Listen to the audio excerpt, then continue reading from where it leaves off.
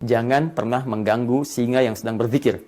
Karena saat ia mulai mengaum, Anda tidak akan pernah bisa menghentikan. Kami juga ingatkan, ya hati-hati bagi yang sengaja ingin mencari keributan, ingin memecah belah, ya bahkan menghadirkan unsur-unsur fitnah. Awas, hati-hati ya. Kita pun akan melakukan tindakan tegas dengan menempuh langkah hukum.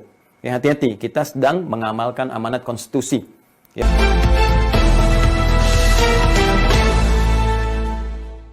Saya tak kenal siapa Eko Kun tadi, tapi tweetnya tentang donasi Ustadz Adi Hidayat untuk Palestina ini, sebagaimana saya tampilkan di atas tulisan ini, berbahaya, berpotensi mengandung fitnah dan jelas berbau provokasi. Dengan demikian, dua screenshot berita Eko Kun tadi menampilkan thumbnail YouTube Ustadz Adi Hidayat saat mengabarkan bahwa ia berhasil mengumpulkan donasi 30 miliar untuk Palestina dalam 6 hari. Saya yakin Eko tak menonton video itu, sebab jika ia menontonnya seharusnya ia tahu kemana dana 30 miliar itu disalurkan. Ungkapan layar kedua adalah berita CNN Indonesia yang melaporkan Ustadz Adi Hidayat menyerahkan dana 14,3 miliar ke MUI. Entah ia membaca berita-berita ini atau tidak, sebab jika ia membacanya, bantuan yang diserahkan melalui MUI ini hanya salah satunya saja. Di hari yang sama diserahkan juga bantuan lain, masih disaksikan langsung MUI dan Duta Besar Palestina Zuhair Al-Sun. Tweet Eko Kun tadi tanggal 25 Mei 2021 itu bukan hanya cacat informasi, tetapi sekaligus sangat mungkin memunculkan kecurigaan dan fitnah. Ia menulis di tubuh cuitannya, "Alhamdulillah terkumpul 60 miliar, diserahkan 14 miliar. Lalu diralat dalam reply tweetnya berikutnya, "Sorry 30 miliar. Saya menilai tweet itu penuh sinisme. Terbaca, sengaja dibuat untuk menciptakan kecurigaan atau setidaknya polemik. Anda boleh setuju atau tidak dengan pendapat saya, tapi silahkan bacalah reply untuk tweet ini. Puluhan orang menulis tuduhan Ustadz Adi Hidayat menggelapkan dana dan tidak menyerahkan bantuan sepenuhnya. Apa sebenarnya tujuan dari tweet-tweet semacam ini? Silahkan tanyakan langsung kepada Eko Kun tadi. Tapi ini berbahaya. Saya memerangi narasi-narasi ganjil semacam ini, provokatif, penuh sinisme, mengandung fitnah, dan berpotensi memecah belah. Saya mengenal Ustadz Adi Hidayat secara pribadi, bahkan ikut mengikuti aliran proses pengumpulan dana untuk Palestina ini. Semuanya akuntabel dan transparan. Rekeningnya bisa langsung disupervisi Bank Syariah Mandiri atau BSI. Yayasannya diaudit secara publik, diserahkan kepada lembaga terkemuka yang diakui negara. Semua prosesnya disiarkan secara langsung dan melibatkan publikasi media yang luas. Seluruh dana yang terkumpul hingga 25 Mei senilai lebih kurang 2 juta US dollar, setidaknya 30 miliar. Alokasi dana donasi itu dibagi 3. Pertama, 715.000 US dollar atau sekitar 10,2 miliar diserahkan untuk warga Gaza melalui Lembaga International Humanitarian Network atau INH. Bahkan rincian rencana penggunaannya dibacakan secara publik dalam siaran langsung MUI, diserahkan secara langsung dan disaksikan Dubes Palestina. Kedua, 1 juta US dollar atau sekitar 14,3 miliar yang diserahkan melalui MUI juga disaksikan langsung Duta Besar Palestina. Alokasi dana ini akan disalurkan MUI untuk pembangunan Rumah Sakit Indonesia Hebron atau RSIH dan bantuan lain untuk Palestina. MUI mengumumkan penyalurannya secara publik juga, melibatkan banyak media. Ketiga, dana sisanya sekitar 5,5 miliar dialokasikan untuk dana pendidikan anak-anak Palestina, termasuk yang ada di Indonesia. Direalisasikan dalam bentuk beasiswa, dukungan kepada sekolah dan universitas di Palestina, dan lainnya. Semua dana ini masuk ke Yayasan Ma'had Islam Rafi'ah Akhyar atau MIRA yang diaudit secara publik oleh Kantor Akuntan Publik KAP. Saya sendiri mendampingi penyerahannya secara langsung di Kantor Dewan Syariah MUI. Hadir dalam acara itu berbagai tokoh dan media, termasuk Wakil Ketua MUI, Sekjen MUI, Dubes Palestina, Komisaris BSI, hingga kawan dari kantor Wakil Presiden RI. Puluhan media meliput dan melaporkan acara yang disiarkan secara langsung melalui streaming YouTube itu. Singkatnya, semua cara dan prosedur yang seharusnya ditempuh sudah dilakukan, melibatkan institusi kredibel yang diakui negara. Seluruh prosesnya dilaporkan secara terbuka dan bisa dicek langsung.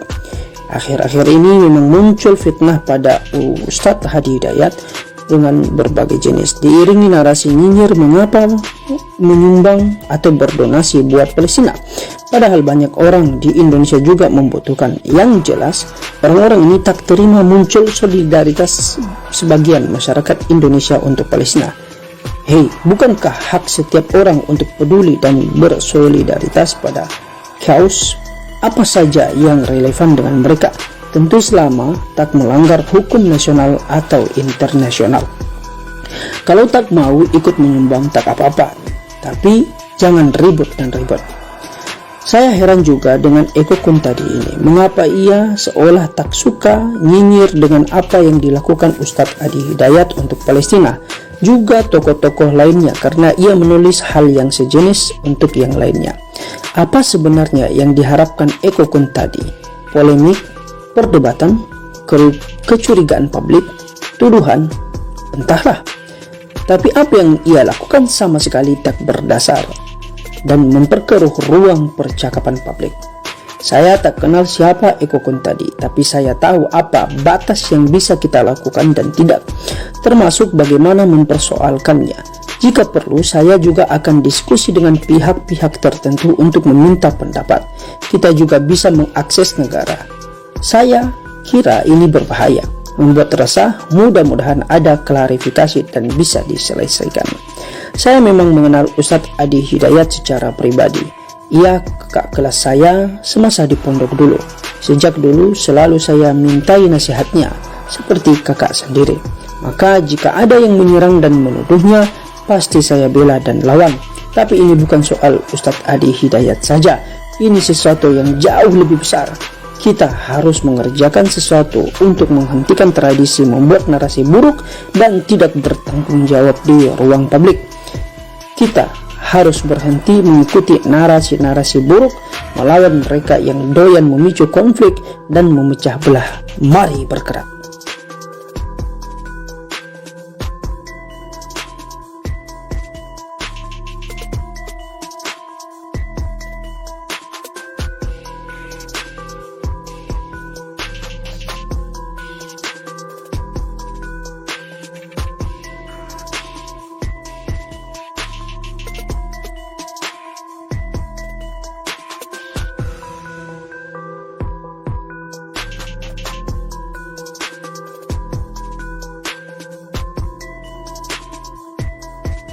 Ya, pasal 29 ayat 2, negara menjamin kemerdekaan tiap-tiap penduduk untuk memeluk agamanya masing-masing dan beribadah menurut agama dan kepercayaannya itu. Baik, bagi kami, saling tolong-menolong, saling membantu dalam kesulitan, itu bagian dari ibadah. Quran surah kelima ayat kedua, wa ta'awanu 'alal birri wat taqwa. Ya, dan hendaklah kalian saling menolong, saling membantu dalam konteks kebaikan yang luas demi niat meningkatkan takwa kepada Allah. Ini amanah konstitusi, ini amanah dari Al-Quran juga. Dan yang lebih daripada itu, ini dijamin oleh pembukaan Undang-Undang Dasar. Karena itu, jangan sekali-kali menebarkan kebencian, adu domba, fitnah, dan sebagainya, karena kami sedang melaksanakan amanat konstitusi. Alhamdulillah, seluruh stakeholder dalam penyaluran donasi hadir, baik lembaga kemanusiaan yang bertugas di Gaza tentunya, juga Dubes Palestina, juga stakeholder terkait, bahkan komisaris BSI, Bank Syariah Indonesia, diiringi juga oleh ayahanda kita, seluruh unsur pimpinan Majelis Ulama Indonesia hadir di dalamnya.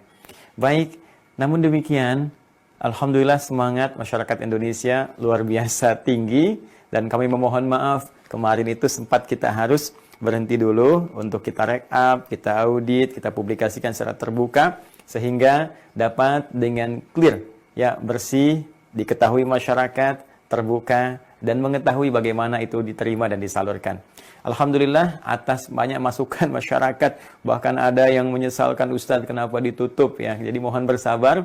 Dan kemarin setelah dari MUI, saya juga langsung roadshow salah satunya untuk bisa memfasilitasi agenda yang ketiga yang kita rencanakan dalam tahapan penyaluran dana, yaitu untuk bisa menampung pelajar-pelajar Palestina untuk sekolah, ya, dan bisa belajar di kampus-kampus bahkan yang terkemuka insya Allah di Indonesia.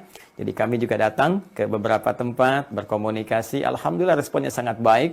Bahkan ada yang sudah menawarkan langsung jikalau kemudian itu akan terjadi. Dan tentunya kita akan berkoordinasi ya ke depan dengan Kementerian Pendidikan yang ada di Palestina seperti apa proses itu bisa berlangsung.